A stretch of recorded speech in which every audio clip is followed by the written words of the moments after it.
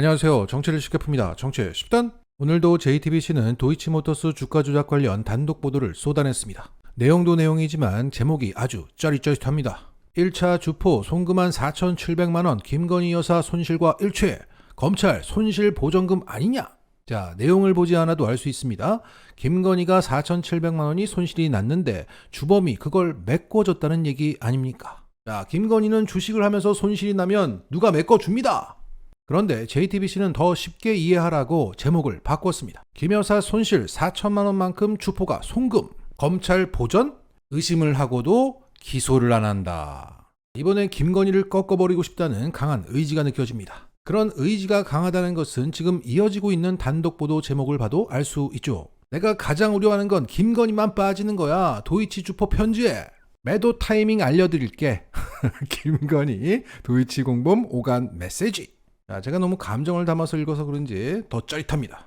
그리고 오늘 JTBC는 이종호에 다시 연락한 김 여사 계좌 관리인 비공개 조사받은 그날이라는 제목의 단독 보도를 냈습니다. 이것은 검찰 지들끼리 싸우는 기사입니다. 자, 이 기사의 내용은 2020년 9월 도이치 수사팀에서 증권거래소에 심리 분석을 요청하자 자신을 향한 수사가 본격 재개되었다고 판단한 김건희가 주가 조작 주포 이종호와 40여 차례 연락을 주고 받습니다. 그 통화 내용은 알 수 없지만 40여 차례나 주고 받았다는 것은 어떻게 대응해야 할지를 김건희를 가운데 두고 친윤 검사와 이종호가 사실상 통화를 한 겁니다. 그러니까 김건희는 가운데서 이쪽 질문을 전달하고 저쪽 답변을 전하는 그런 중개하는 바람에 그렇게 많이 통화한 것이라고 간주되고 있습니다. 그리고 나서 6개월 만인 2021년 4월 14일에 김건희가 위기감을 또 느껴서 이종호에게 또 연락했다.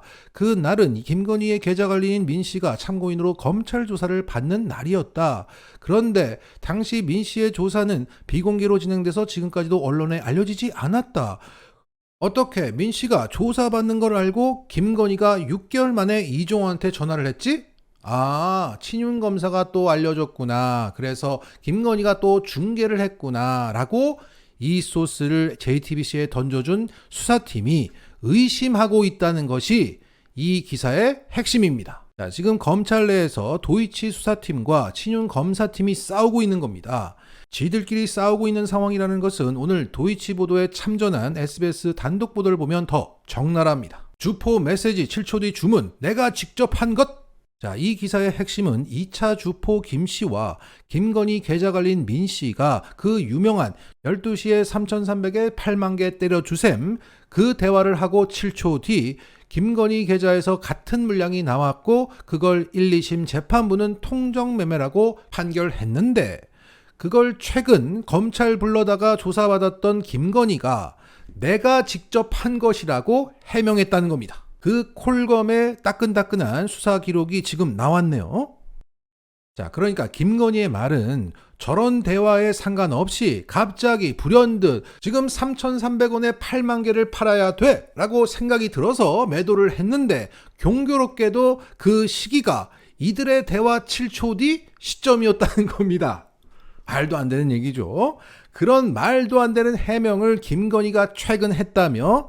자, 기사를 그대로 읽겠습니다. 검찰 일각에서는 재판부가 통정매매로 판단한 거래를 김 여사가 직접 실행했다고 진술한 데다 주가 조작 선수들의 메시지 내용과 겹친 건 우연의 일치라는 취지의 설명은 설득력이 없다며 기소가 불가피하다는 주장이 제기되고 있는 것으로 알려졌습니다. 그러나 서울중앙지검은 당시 김 여사가 주가 조작 일당과 공모했다는 걸 입증할 만한 메시지나 통신 기록 등 물증이 없는 상황이어서 기소는 어렵다는 입장인 것으로 전해졌습니다.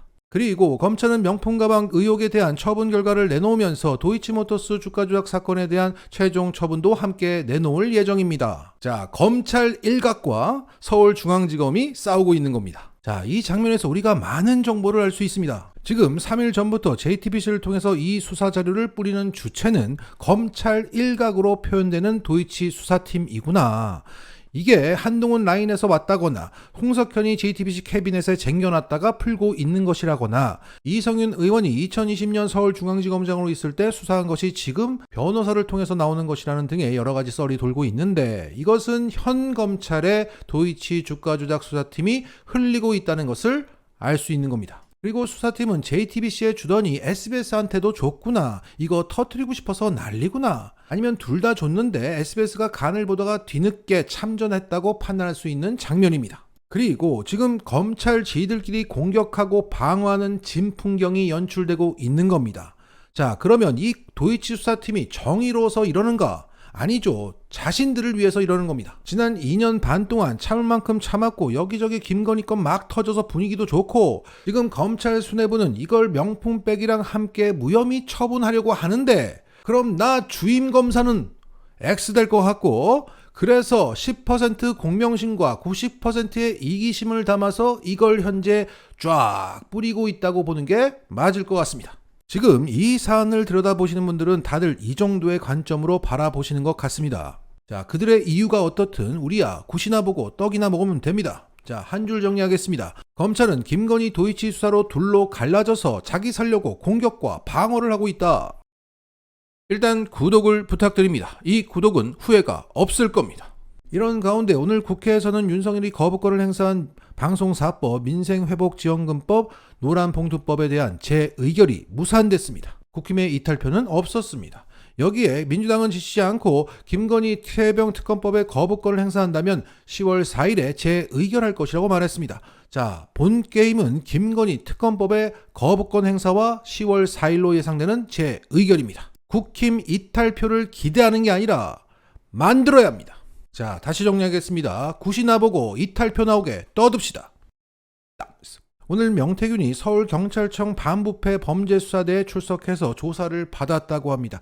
그래서 수사가 시작되나? 기대감을 갖고 봤는데 기사를 보니까 명태균이 고소인 자격으로 출석해서 조사받았다고 합니다.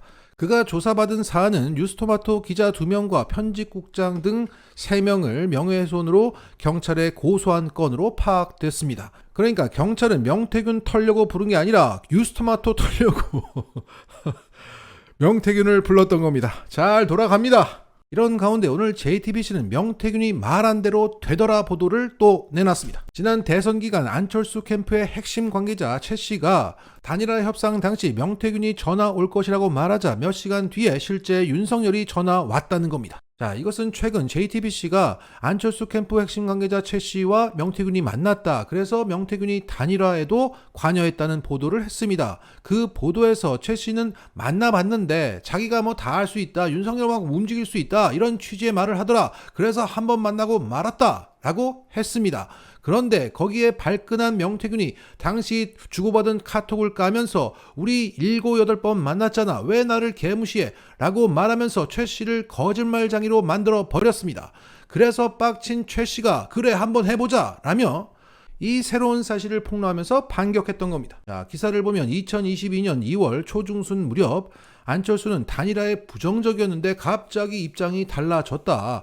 안철수가 입장이 달라진 것은 이것 때문이다. 최 씨와 만난 명태균이 윤석열 후보가 전화할 것이야 라고 하자 몇 시간 뒤 실제로 윤석열로부터 전화가 왔다. 그래서 통화를 했고 거기서 윤석열과 안철수가 만날 시간과 장소를 정했다. 이런 사실을 안철수에게도 보고했다. 이후 부정적이었던 안철수가 할 수도 있다는 식의 말을 했던 것이다. 더욱이 윤석열 캠프의 핵심 관계자도 당시 이렇게 생각했다고 말했습니다. 명 씨를 통해서 안 후보 측의 구체적인 요구까지 전달돼서 다른 라인이 가동되고 있구나 싶었다. 자, 비선이란 얘기를 간접적으로 하네요. 자, 정리하겠습니다. 명태균은 비선도 비선이지만 실세 중에 실세였습니다. 자, 지금 명태균이 하는 행동들이 한마디로 정리가 안 됩니다. 자기 보호를 하는 것 같기도 하고 김건희를 보호하려고 하는 것 같기도 하고 그런데 그러기는 너무 자기 가시가 셉니다. 그래서 입을 다물게 하고 싶습니다. 결국 명태균의 불안은 박근혜의 비선 실세, 최순실의 20년형 선고처럼 버려질까 두려운 겁니다. 너희는 사면받을 가능성이나 있지. 난 20년형? 날 최순실처럼 버리면 다 죽는 거야. 이겁니다. 그래서 명태균은 오늘도 이런 말을 남긴 것 같습니다. 영화 빠삐용의 마지막 장면을 올리면서 7번의 큰 파도 중 첫 번째 파도가 지나간다. 자, 일단 똥폼을 잡고 아직 내가 가려면 멀었어. 이거라고 봅니다. 그 몸부림 과정 속에서 국힘은 정계 퇴출 당할 거라 믿습니다. 마치겠습니다.